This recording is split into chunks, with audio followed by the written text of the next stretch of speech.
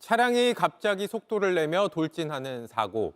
가속 페달을 브레이크라고 착각해서 벌어지는 경우가 많습니다. 따져보니 하루 5건꼴로 사고가 나고 있고 특히 60대 이상 고령층 비율이 높았는데 이 때문에 대책이 시급하다는 지적이 나옵니다. 공다솜 기자입니다. 좌회전하던 차량이 우측에 부딪히더니 당황한 듯 갑자기 속력을 냅니다. 급기야 중앙선을 넘어 마주오던 차와 충돌합니다. 주차장을 벗어나려는 듯하던 빨간 차량이 갑자기 질주합니다. 그러더니 아예 지하 주차장으로 빨려 들어가며 주차 차량과 크게 부딪힙니다. 모두 브레이크와 가속 페달을 헷갈려 벌어진 일입니다. 최근 5년 동안 비슷한 사고는 연평균 2,000건 넘게 발생했습니다. 매일 5건씩 벌어지는 셈입니다. 사고는 페달을 번갈아 밟아야 하는 주차장이나 회전 상황에서 자주 발생하는데 특히 고령 운전자에게 취약합니다. 60세가 넘는 연령층에선 전체 교통사고 가운데 페달 5조작 비율이 다른 연령층을 압도하는 걸로 나타났습니다. 큰 사상사고도 빈번해지는 만큼 대책 마련이 시급하다는 지적이 나옵니다. 가속 페달을 브레이크처럼 밟았을 때에 급가속하는 상황을 정지를 하거나 또는 한 10km 정도 내외의 속도로 낮춰서 사고를 경감시키는 장치를 보급하는 정책이 필요하다고 보여지는데요. 일본의 경우 신차 안전성 평가 기준에 페달 5조작을 막는 장치를 설치했는지 여부가 포함돼 90%가 넘는 신차에 방지 장치가 달려 있습니다. 이미 출시된 차량 역시 제조사가 부품을 판매하고 있습니다. 반면 국내에선 단 한 종만 방지 장치를 갖추고 있습니다. 정부는 내년부터 기준 마련에 나서기로 했지만 의무 조항은 없어 제조사 참여가 얼마나 이루어질진 미지수입니다. JTBC 공다솜입니다. 찌그러진 차들이 뒤엉켜 있습니다. 중앙 분리대는 부서졌고 인도를 덮친 차량도 보입니다. 어제 오후 5시 15분쯤 서울 성동세무서 앞 도로에서 SUV 차량이 차 7대를 들이받은 겁니다. 여기서 지금 중앙선을 넘어가고 세무서 거기까지 차가 가 있던데. 급속도가 와서 보니까 엄청나게 지금 사고가 아니고. 운전자 3명이 허리와 목 등을 다쳐 병원으로 옮겨졌고 사고를 낸 70대 운전자는 급발진을 주장하고 있습니다. 부산에서도 어제 오후 1시쯤 70대 운전자가 몰던 승용차가 인도를 덮쳤습니다. 빠른 속도로 달려와 가로등과 트럭을 들이받고 2명을 치었습니다. 이 사고로 70대 여성과 60대 남성이 숨졌습니다.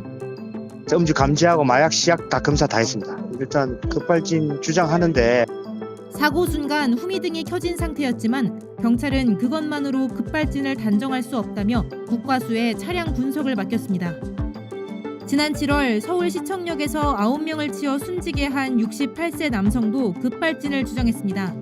하지만 경찰 조사 결과 엑셀 페달을 브레이크로 착각해 밟은 것으로 드러났습니다. 서울 동작구에서도 70대 여성이 횟집을 들이받고 급발진을 주장했지만 차량엔 이상이 없는 것으로 조사됐습니다. 국과수에 따르면 최근 5년 동안 급발진 주장 운전자의 평균 연령은 64세였습니다. 차량 파손이 심하거나 사고 기록 장치가 없어 분석이 불가능한 경우를 빼고는 모두 페달 5조작이 사고 원인이었습니다. 경찰은 사고 차량을 국과수에 보내 사고 원인을 조사하고 있습니다. 60대 중반 택시 운전사 A씨의 아이오닉 블랙박스 화면입니다. 골목에서 천천히 우회전하던 순간 급가속이 시작됩니다. 차량 속도는 급격히 빨라지고 와이퍼도 작동합니다. 120m를 질주한 택시는 주택 담벼락을 들이받고 나서야 멈췄습니다. A씨는 경찰 조사에서 차량 급발진을 주장하며 브레이크를 계속 밟았으나 작동하지 않았다고 진술했습니다. 페달 블랙박스를 살펴봤습니다.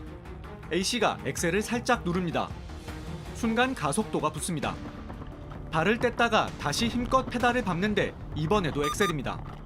차량이 급격히 빨라지는데도 A씨는 엑셀을 여러 차례 밟습니다. 심지어 사고 직전엔 아예 엑셀만 계속 누르고 있습니다. 브레이크는 한 차례도 밟지 않았습니다. 엑셀과 브레이크를 착각하는 전형적인 페달 5인 사고였던 겁니다. 한국교통안전공단은 이 사고 연구 결과를 UN 유럽경제위원회에 발표했습니다.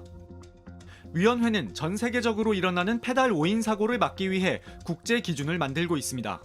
국제 기준을 이제 만드는 과정에서 일본은 정지에서 처음에 출발할 때 급가속에 대한 방지하는 기술을 중점으로 제한하고 있는 거고, 우리나라는 이제 주행 중에 발생하는 급가속에 대한 방지 기술을 지금 제안하고 있는 거거든요.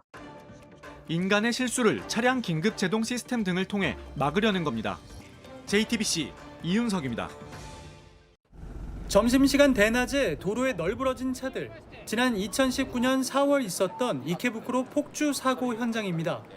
당시 87세 운전자가 브레이크 대신 가속 페달을 밟아버리면서 150m를 시속 96km로 돌진했습니다. 자전거를 타고 있던 모녀가 이 사고로 숨지고 9명이 크게 다쳤습니다. 당시 사고 현장에 세워진 위령비에는 교통사고로 인해 평온한 일상을 빼앗기는 사람이 다시는 없기를 이라는 문구가 쓰여져 있습니다. 누군가 두고 간 꽃다발도 있는데요. 여전히 이러한 불행은 반복되고 있습니다. 일본은 이 사고 이후 고령자 운전의 위험성에 대한 논의가 급물살을 타 75세 이상 운전자에겐 면허를 자진 반납할 것을 종용하고 면허 갱신 시 인지능력 시험 등이 생겨났습니다.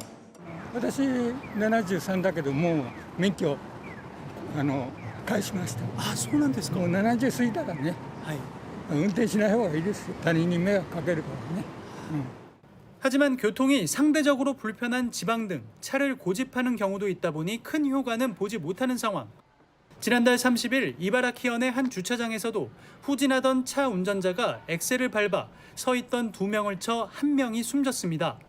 일본 경찰청에 따르면 지난해 고령 운전자가 내는 사망사고 비율은 비고령 운전자의 2배에 달했고 이 중 브레이크와 엑셀을 착각하는 등 부적절한 운전이 가장 큰 원인으로 지목됩니다. 일본 정부는 자동차를 만드는 과정부터 손을 대기 시작했습니다. 가속 페달을 브레이크로 우인해 세게 밟는 경우 속도를 내지 못하도록 억제하는 장치를 내년부터 의무화할 방침입니다. 도쿄에서 JTBC 정원석입니다.